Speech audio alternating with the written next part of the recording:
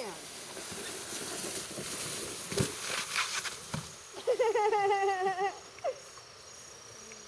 Gostei de ontem, estavam pedindo pra eu. Tô com medo, né? Tenho medo de bicho, gente. Aí dei uma olhada antes, falei, bom, vai, né? Mas tome cuidado, se eles colocarem tênis, porque se andar descalço... O problema é na pedra, se machucar ali na pedra. Ah, eu tenho mais medo de aranha, escorpião. Escorpião é difícil, meu Deus. Mas também cobra Eu não fiz. Tá doida?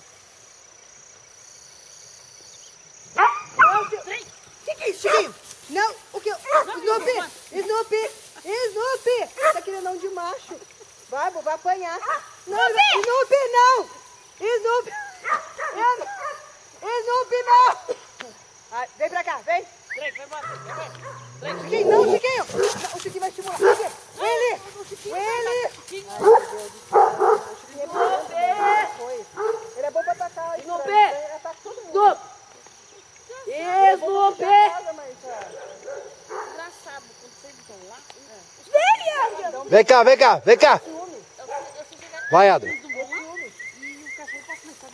Vem, Chiquinho! Se eu der atenção pro Chiquinho, o Willy bate no Chiquinho. Se eu der atenção pro Willy, o Willy bate. Um bate no outro. A gente não pode fazer carinho. Vai, Theo. Aí eu tava subindo quando eu voltei, os dois brigando porque eu comecei Vai, Theo, ajuda ele aí. Eu falei, eu não posso fazer carinho nem no outro, porque eles ficam ciumados.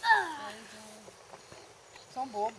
Viu, mãe? O Chiquinho tá segurando bem. Segura atrás. Proteger o Snoopy. O Snoopy vem. Proteger o Snoopy, Eu tô pequeno, minha cobra engole. Mãe, proteger o Snoopy. Deus te proteja, filho.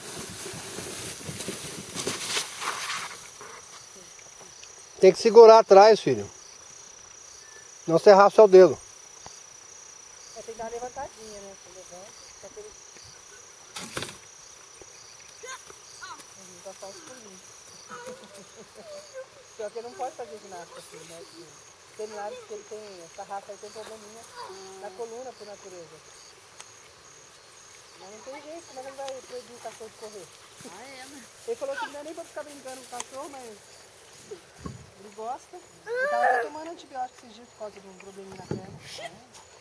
Né, Snoopy, aqui? Valeu, Teteu. Nós estamos